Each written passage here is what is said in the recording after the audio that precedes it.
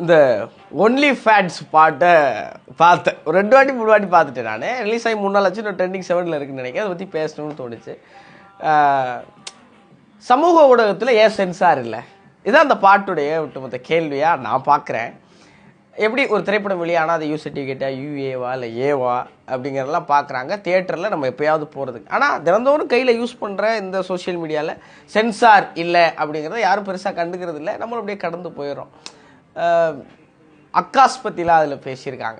இந்த அக்கா கல்ச்சர்லாம் வந்ததுக்கப்புறம் அதை அப்படியே சிரிச்சுட்டு கடந்து போனாலும் நிறைய குழந்தைகள் அதை பார்க்குறாங்கங்கிறத நம்ம யோசிக்காமல் நகர்ந்து போகிறது ரொம்ப தப்பு தான். நமக்கு என்ன அப்படின்னு கடந்து போகாமல் அதை கேள்வி கேட்கணும் அப்படிங்கிற அந்த ரௌதிரத்தை நான் ரொம்ப பாராட்டுறேன்.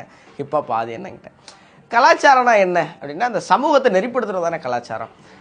எப்படி இருக்குன்னா அதில் ஒரு கேள்வி கேட்டிருக்காங்க, பார்க்குறது தப்புனா காட்டுறது தப்புனா பார்க்குறது தானே தப்பு அப்படின்னு ஒன்று பேசியிருக்கிறாங்க. இது தொடர்ந்து நடந்துகிட்டே இருக்குது. சாராயம் குடிக்கிறதப்பா விற்கிறதப்பா. இப்போ இந்த கேள்விக்கு ஒரு சரியான பதில் அப்படின்னு நினைக்கிறேன். ரொம்ப நாளைக்கு முன்னாடி எப்படி இருந்துச்சு, ஊருக்கு வெளியில் சாராய கடை இருந்துச்சு, தலைமறைவாக யாராவது போய் யாருக்கும் தெரியாமல் குடிச்சிட்டு வந்துக்கிட்டு இருந்தாங்க.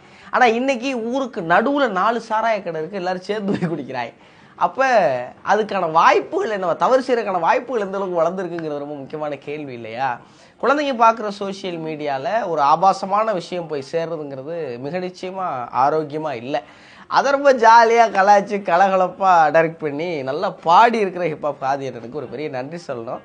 ஏன்னா ஒரு நடிகராகி ஒரு இசையமைப்பாளராகி படங்கள்லாம் இயக்கின பிறகும் கூட தொடர்ந்து நான் ஒரு தன்னிசை கலைஞன், நான் ஒரு சுதந்திர கலைஞன் அப்படிங்கிறத அவர் மறந்துடாமல் சமூகம் சார்ந்த நிறைய பாடல்களை அவர் தொடர்ந்து செஞ்சுக்கிட்டே இருக்கிறதும், ஒரு இண்டிபெண்டன்ட் ஆர்டிஸ்ட்டாக எனக்கு பொறுப்பு இருக்குது அப்படிங்கிறதோட அவர் இயங்குறதும் ரொம்ப மகிழ்ச்சியாக இருந்துச்சு. அண்ணனுக்கு ஒரு வாழ்த்து. நீங்கள் ஒன்லி ஃபேன்ஸ் பாட்டை பற்றி என்ன நினைக்கிறீங்க, உங்கள் கருத்து என்னங்கிறத மறக்காம கமெண்ட்டில் சொல்லுங்கள்.